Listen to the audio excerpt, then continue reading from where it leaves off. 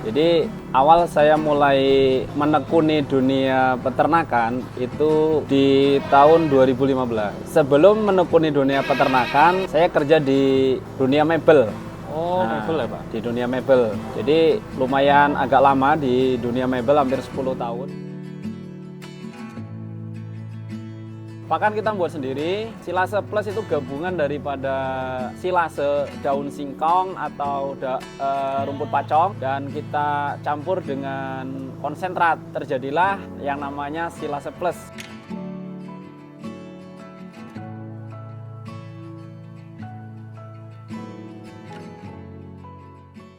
Sore Pak Supri. Sore Mas. Jadi ini aku mau tanya-tanya nih Pak. Ya. Pertama kali Bapak kerja di dunia peternakan itu tahun berapa dan gimana awalnya bisa membangun Kampung Juragan Pak? Baik, jadi awal saya mulai menekuni dunia peternakan itu di tahun 2015. Sebelum menekuni dunia peternakan, saya kerja di dunia mebel. Oh, mebel ya Pak? Di dunia mebel. Jadi lumayan agak lama di dunia mebel, hampir 10 tahun. Dari dunia mebel terus ada keinginan untuk bangun peternakan tapi mulai dari kecil. Dan alhamdulillah di tengah niat perjalanan untuk membangun peternakan ini ada teman yang menjual kambing 1 ekor. Nah, saya beli dengan harga 150.000 dan saya pelihara. Itu kondisinya kecil atau udah gede itu Pak saat itu? Itu sebenarnya udah indukan tapi kurus. Oh. Kurus, tinggal daging dan tulang, tapi masih sehat. Awalnya itu belajar di orang dulu atau nyoba-nyoba dulu Pak awalnya Pak? Kalau dulu waktu masih usia SMP itu ikut orang tua sudah belajar sih, sudah pernah melihara kambing. Orang tua dulu punya kambing ya nggak banyak sih, cuman masih di bawah 10 ekor dan itu pun hanya sekedar untuk tabungan untuk biaya anak sekolah. Nah, dari awal Pak prosesnya itu kan dari satu ternak sampai ke sekarang 500 ternak. Itu prosesnya seperti apa? Ya baik, jadi awal mula saya beli 1 ekor dengan harga 150.000, kondisi indukan yang kurus tapi sehat. Saya pelihara, begitu beli saya kasih obat cacing, terus setelah 2 minggu bulunya sudah mulai halus, bagus. Setelah kami rawat selama 4 bulan terus melahirkan jadilah 2 ekor. Jadi 2 ekor, terus ada temen yang punya kambing, dia repot, akhirnya dititipkan ke saya, saya pelihara. Dan sambil melihara punya temen, kambing yang milik saya sendiri itu saya butuh duit, akhirnya saya jual. Nah, begitu saya jual, ternyata dibeli sama pedagang dengan harga murah. Harganya satu indukan yang sudah gemuk dengan anakan yang sudah lepas sampeh itu cuma dibeli 400.000. 400.000. Akhirnya saya berpikir, ini kalau seperti ini ya kasihan peternak. Jadi saya terus berpikir panjang, saya harus bisa nih jual beli kambing. Akhirnya bismillah saya main ke pasar-pasar kambing dan sambil melihara saya sambil belajar mempelajari dunia perdagangan kambing. Ya akhirnya terjun langsung dagang kambing. Tapi saya jualannya nggak di pasar. Saya cuman belanjanya di pasar, dijual di rumah kalau ada konsumen datang kita jual. Dan dari situ ada beberapa teman yang memang mempercayakan ternaknya untuk saya pelihara. Dan walaupun ya nggak lama sih, 1 tahun, 2 tahun, terus diambil semua. Dan alhamdulillah saya ditemukan dengan salah satu mitra yang sampai sekarang kita mendirikan Kampung Juragan. Dan alhamdulillah beliau mensupport banyak dari yang awalnya sedikit. Terus kita belajar jual kambing kurban dengan populasi yang dari 15 ekor meningkat menjadi 50 ekor, 100 ekor, 200 ekor dan hari ini sudah 500-an ekor lebih. Jadi dari 0 ke 500 kurang lebih berapa tahun itu Pak? Kalau populasi kambing yang untuk penggemukan itu dari 1 ekor ke 500 itu sekitar 6-7 tahun lah. 6-7 tahun, sekitar 7 tahun. Kalau teman-teman yang lain pengen belajar di sini Pak, kira-kira boleh nggak sih Pak Oh, boleh, kita siap membantu untuk teman-teman yang mau belajar. Asalkan bisa main ke kandang, lihat secara langsung, nanti kita bisa ajarkan di kandang. Alamatnya itu di mana itu, Pak? Alamatnya di Desa Pejambon, Dusun 5, Kecamatan Negeri Katon, Kabupaten Pesawaran. Selain breeding tadi, Pak, di kandang ini aktivitasnya itu ada apa aja tuh, Pak? Untuk aktivitas selain ngurus kambing, teman-teman juga ada kegiatan merawat bang pakan yang ada di ladang. Oke. Kita ada tanaman singkong, ada tanaman rumput pacong, dan selain merawat tanaman itu pun memanen untuk memproses sampai menjadi pakan komplit. Pernah nggak sih, Pak, ada masanya stok pakannya itu nggak cukup gitu, Pak? Itu ngatasinya gimana? Alhamdulillah selama ini pakan aman-aman. Dulu pernah terjadi musim kemarau ketika memang pakan hijauan sulit, tapi alhamdulillah ada orang yang punya kebun karet dan ditebang dengan yang luas, agak lumayan luas. Nah, kita ambilin daun karet itu jadi pakan alternatif di musim kemarau. Nah, itu kan musim kan ada dua ya, Pak, ada musim hujan, ada musim kemarau. Gimana caranya Bapak ngejaga kambing biar tetap sehat di dua musim tersebut gitu, Pak? Caranya dengan konsisten pakannya, tidak ganti-ganti. Satu aja gitu ya, Pak ya? Nggak ada jenis yang lain? Ya, pakannya satu jenis, yaitu yang pakan yang kita kasih pakan Silase Plus. Itu pakannya buat sendiri atau beli di tempat lain itu, Pak? Pakan kita buat sendiri. Silase Plus itu gabungan daripada silase, daun singkong atau rumput pacong, dan kita campur dengan konsentrat. Terjadilah yang namanya Silase Plus. Oke.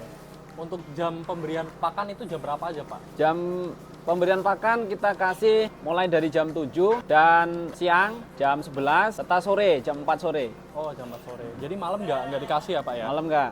Sekarang kita lanjut ngomong soal kebersihan kandang ini, Pak. Ya. Menurut Bapak, apa yang paling disepelekan peternak baru, tapi sebenarnya itu paling penting? Biasanya kohe. Kohe. Apa itu, Kohe Pak? di bawah kandang. Kotoran kambing itu sendiri. Terkadang sudah numpuk terlalu banyak yang memang seyogianya harus dibersihkan, itu tidak dibersihkan. Ketika menumpuk itu menimbulkan amonia yang akan berdampak pada kesehatan kambing itu sendiri. Oh, jadi masalahnya justru besar, Pak ya? Ya. Kalau itu dilupakan ya, Pak. Banyak yang mikir kalau kerja di kandang itu berat, capek, terus kotor, terus bau. Itu gimana menurut tanggapan Bapak? Kalau menurut saya, yang pertama hobi dulu. Hobi dulu ya, Yang Pak? penting hobi dulu. Terus yang kedua, memang kita harus bisa mengatasi masalah bau dari kotoran kambing itu sendiri. Yang mana alhamdulillah kita bisa atasi campuran pakan yang kita gunakan menggunakan prebiotik. Untuk prebiotik itu biasanya kita pakai produk apa sih, Pak? Kalau produk saya biasa pakai 4 yang mudah dan gampang dicari di toko-toko. Dan dari prebiotik itu sendiri, dari M4 itu sendiri, itu dampak di kandang itu aroma baunya berkurang. Bapak kan dulu kan awalnya sendiri ya, Pak ya? Belum Ya. punya karyawan, belum punya manajemen sistem karyawan. Itu gimana ceritanya Bapak bisa dapat karyawan pertama itu, Pak? Jadi awal mula ada pesanan kambing, ada pesanan konsumen untuk akikah. Beliau minta, "Mas, saya pesan satu ekor kambing, tolong dipotongin sekalian ya." Nah, waktu itu saya belum tahu, belum pernah motong kambing untuk orang lain. Jadi saya mengundang salah satu teman yang memang beliau sudah lama biasa motong kambing dan sudah lama kerja di dunia peternakan. Saya minta bantu beliau untuk ngurus proses pemotongan sampai selesai.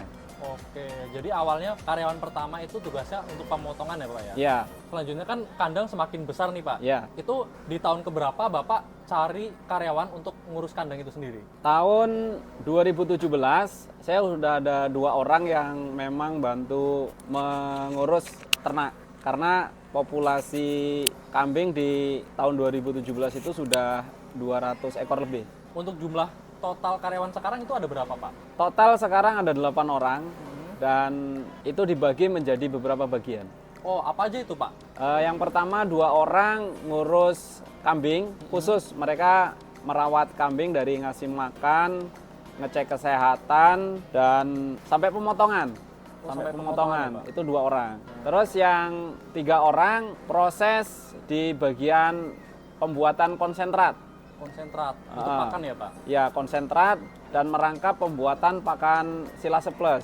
Dan 2 orang lagi saya tugaskan untuk merawat bank pakan dari nanam bank pakan itu sendiri sampai proses pemanenan. Kalau untuk pakan tadi itu, Pak, itu kan Bapak kan cerita kalau kita ada bank pakan ya, Pak. Tapi kalau kebunnya sendiri itu gimana, Pak? Apakah nanti kalau rumputnya udah layu terus kita nyarinya kemana? Atau sistemnya gimana itu, Pak? Biar kita nggak kehabisan pakan. Jadi untuk bank pakan saya punya beberapa titik. Totalnya ada 6 titik. Totalnya ada 6 titik yang mana ketika titik pertama kita panen selesai kita pindah ke titik kedua, pindah lagi habis, pindah lagi. Nanti ketika habis sampai titik yang ke-6, titik yang kita panen pertama sudah siap dipanen lagi. Nah, di pengalaman Bapak kan buat kandang itu kan bisa sampai 10 tahun ya, Pak? Ya. Itu susah senengnya itu apa aja sih, Pak? Boleh diceritain nggak? Ya susah senengnya, kalau susahnya nggak ada sih.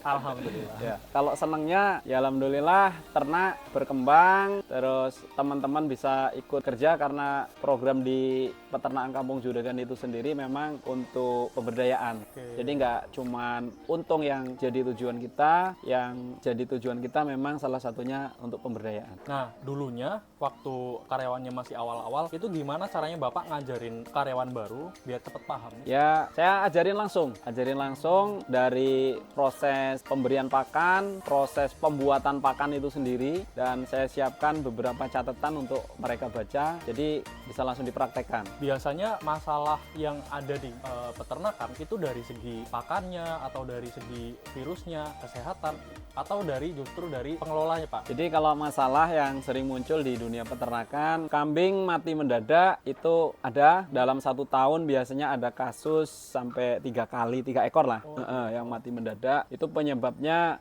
bisa dari bakteri yang terkontaminasi di pakan. Segi SDM-nya berarti aman ya, Pak? Aman, untuk SDM-nya aman. Selanjutnya untuk kelebihan, Pak. Apa sih kelebihan Kampung Juragan ini sama peternak-peternak yang lain? Ya, yang pertama untuk kambing akikah, korban ataupun kambing yang dipotong di Kampung Juragan, kami pastikan halal. Oke. Itu yang pertama.